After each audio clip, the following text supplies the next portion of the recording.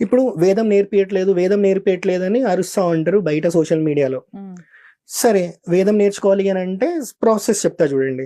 7th year 2nd month లో ఉపనయనం చేయాలి అని చెప్తారు. ఎందుకు అని అంటే వాడు అమ్మ గర్భంలో 9 నెలలో 10 నెలలో ఉంటాడు, దాన్ని బట్టి. ఇక్కడ కాకపోతే 11th year లో చేయాలి.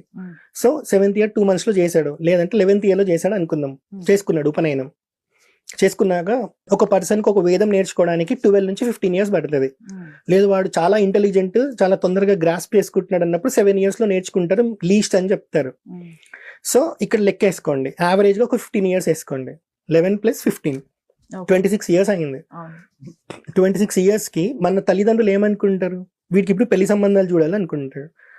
వాడేంటి 26 సంవత్సరాలకి వేద పాఠశాల నుంచి బయటికి వస్తాడు. అమ్మాయిని ఇస్తారో లేదో తెలియదు.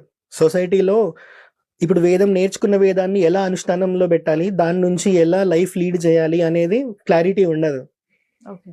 మరి అలా ఎవరైనా రెడీగా ఉన్నాడా నేర్చుకోవడానికి? అంత లైఫ్ టైం అంటే 26 years అందులో ఇన్వెస్ట్ చేయడానికి లేదు. ఇక్కడ వేదం నేర్పేయట్లేదు అంటారు. వీడు వేదం నేర్చుకోవాలి అని అంటే, ఇప్పుడు ఒక ఫ్యామిలీ ఉంది, వాళ్ళు నాన్ వెజ్ తింటారు, మందు తాగుతారు, ఇవన్నీ ఉన్నాయి. వాళ్ళకు ఒక అలవాట్లు ఉన్నాయి, వాళ్ళకు ఒక పద్ధతి ఉంది. దాని ఏం కాదనట్లేదు, ఎందుకంటే వాళ్ళ ఫ్యామిలీలో అది వంశంలో అనాదిగా వస్తుంది, తరతరాలుగా వస్తుంది, అని వాళ్ళు వదిలిపెట్టలేరు. ఇప్పుడు కొడుకు వేదం నేర్చుకోవాలని తండ్రికి అనిపించింది అనుకోండి, కొడుకుకి ఆ నిష్ట ఉందా లేదా చూడాలి తండ్రి. సెకండ్ థింగ్, కొడుకు ఇంట్లో వేదం అనుష్ఠానంలో పెట్టినప్పుడు ఇతను చుట్టాలు వచ్చినప్పుడు నాకు నాన్ వెజ్ లేదని అలిగిపోయే చుట్టాలు ఉంటారు అనుకోండి, అప్పుడు ఈ వేదం ఇక్కడ అనుష్ఠానంలో పెట్టగలుగుతాడా? ఇంట్లో పెట్టలేడు. అనాదిగా వాళ్ళు ఏదైతే ఫాలో అవుతున్నారో ఆ ఆచారాలన్నీ వదిలేసి కొడుకు కోసం కాంప్రమైజ్ అయ్యే తండ్రులు ఉన్నారా? లేదు.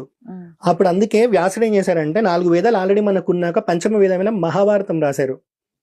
దానికి ఏం ఉపనయన సంస్కారం అవసరం లేదు కదా. పంచమ వేదం అనే అంటాం మహాభారతంని. ఆ మహాభారతంలో ఎంత డీటెయిలింగ్ ఉంటది అని అంటే, 4 వేదాలు ఏదైతే డీటెయిలింగ్ ఉంటుందో ఆ డీటెయిలింగ్ చాలా సూక్ష్మంగా, చాలా ఈజీ వేలో మహాభారతంలో ఉంటది. సో ఎలాంటి ఉపనయన సంస్కారం లేకుండా 15 years 12 years ఒక వేద పాఠశాలలో మనం ఉండకుండా ఇంట్లో కూర్చొని చదువుకునేది, ఇంట్లో కూర్చొని నేర్చుకోవడానికి మనం మహాభారతం ఇచ్చారు వ్యాసుడు. దాన్ని ఎంతమంది నేర్చుకుంటున్నారు? సో ఇక్కడ ఏంటంటే ఒక ప్రొపగాండా అన్నట్టు, బ్రాహ్మణులను ఏదో ఒకటి చేస్తే తప్ప సొసైటీలో అన్రెస్ట్ క్రియేట్ అవ్వదు. ఇక్కడ బ్రాహ్మణులు ఎందుకు టార్గెట్ అంటే, వేదం వాళ్ళ దగ్గరనే ఉంటది, వేదంకి సంబంధించిన జ్ఞానం. ఒకసారి జ్ఞానం పోయింది అనుకోండి, మనం రూట్స్ నుంచి డిస్కనెక్ట్ అయిపోతాం. కాబట్టి వైశ్యుని ఎవరు టార్గెట్ చేయరు, క్షత్రుని ఎవరు టార్గెట్ చేయరు, శూద్రుని ఎవరు టార్గెట్ చేయరు. ప్రతి ఒక్కరు టార్గెట్ చేసేది బ్రాహ్మిన్స్ నే, ఎందుకంటే రూట్స్ అక్కడ ఉన్నాయి కాబట్టి. అదొక్కటి తీసేసాం అనుకోండి, కింద వాళ్ళకి ఏం ఉండదు ఇంకా. కాబట్టి వాళ్ళని ఎప్పుడు టార్గెట్ చేస్తూ ఉంటారు అన్నట్టు.